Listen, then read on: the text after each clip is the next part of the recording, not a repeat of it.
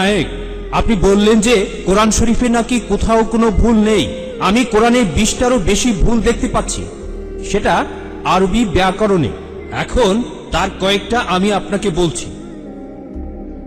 ইন্নাল্লাযীনা আমানু ওয়াল্লাযীনা হাদু ওয়াস-সাবিউন, এটা আছে সূরা বাকারায় আর সূরা হাজে। ইন্নাল্লাযীনা আমানু ওয়াল্লাযীনা হাদু ওয়াস-সাবিউন, এখানে কোনটা ঠিক, সাবিউন নাকি সাবিউন?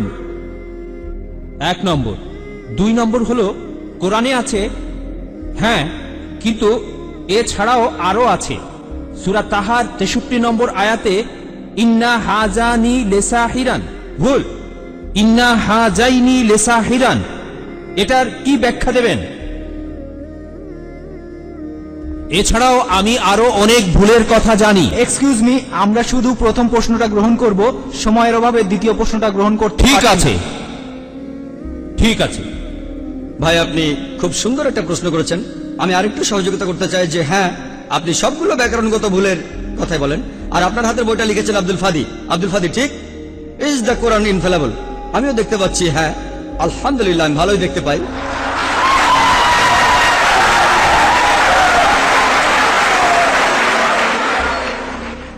আমি এই 20টা ভুলের সবগুলোর উত্তর দেব, কারণ আমি বইটা পড়েছি।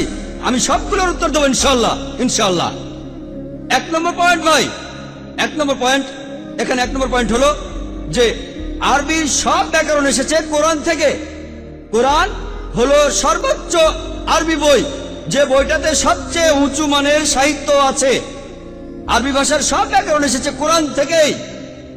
কোরআন হলো ব্যাকরণের মূল গ্রন্থ, আর কোরআন যেহেতু ব্যাকরণের মূল গ্রন্থ এবং সব ব্যাকরণ এসেছে কোরআন থেকে, কোরআনে কোনো ভুল থাকতে পারে না। 1 নম্বর পয়েন্ট। 2 নম্বর পয়েন্ট, 2 নম্বর পয়েন্ট, 2 নম্বর পয়েন্ট। ব্যাপারটা এরকম যে আপনি একটা রুলার নিলেন, আর সেই রুলারের গায়ে দাগ কাটা আছে, তারপর বললেন যে মাপটা ভুল হয়েছে। এটা বেশ অযৌক্তিক।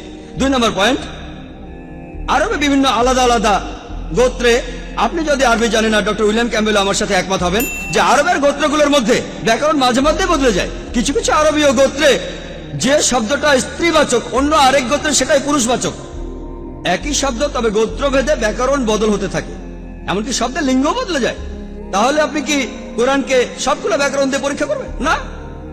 আর এছাড়াও কোরআনের ভাষা এত উঁচু মানের, এতই উঁচু মানের, এর কাছাকাছি কোনো সাহিত্য নেই। আর কোরআনের বিরুদ্ধে অনেক বই আছে, ইন্টারনেটে গেলে দেখবেন 12টা ব্যাকরণের ভুল, 21টা ব্যাকরণের ভুল, আব্দুল ফাদি 20টা ব্যাকরণের ভুল।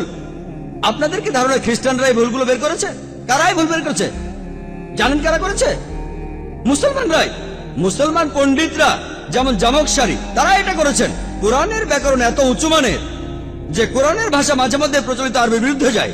কোরআনের ব্যাকরণ এত উঁচু মানের, কোরআনের ব্যাকরণ এতই উঁচু মানের, এজন্য তার উদাহরণ দিয়েছে। আমিও একটা উদাহরণ দেব, এতে আপনারা সবগুলো উত্তর পেয়ে যাবেন। তারা উদাহরণ দিয়েছে যে কোরআনে লেখা আছে লূত আলাইহিস সালামের গোত্রের লোকজন, তারা সকল নবীকে ত্যাগ করেছে।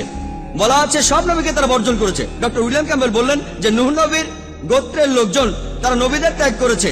আমরা ইতিহাস থেকে জানি যে মাত্র একজন নবীকে তাদের কাছে পাঠানো হয়েছিল। তাহলে এখানেও ব্যাকরণের ভুল আছে। কোরআনে বলা উচিত ছিল একজন নবীর কথা, বহুবচন না। আর আমি একমত, আর আমার আপনার মতো লোকের কাছে মনে হবে এটা ব্যাকরণের ভুল। কিন্তু যদি আপনারা আরবদের লেখা বইগুলো পড়ে থাকেন, কোরআনের আসল সৌন্দর্য কি? সৌন্দর্যটা হলো কোরআনে কেন একজন নবীর কথা না বলে নবীদের কথা বলা হয়েছে। আপনারা জানেন কেন? কারণ আমরা জানি যে সব নবীদের হেদায়েতের বাণী মূলত একটাই, যে ঈশ্বর একজনই, তাওহীদের বাণী, আল্লাহ সুবহানাহু ওয়া তাআলার বাণী। লূত আলাইহিস সালামের লোকজন এবং নূহ আলাইহিস সালামের লোকজন তাদের নবীকে ত্যাগ করেছিল, আর পরোক্ষভাবে নিজেদের নবীকে ত্যাগ করে তারা সব নবীদেরই ত্যাগ করেছিল।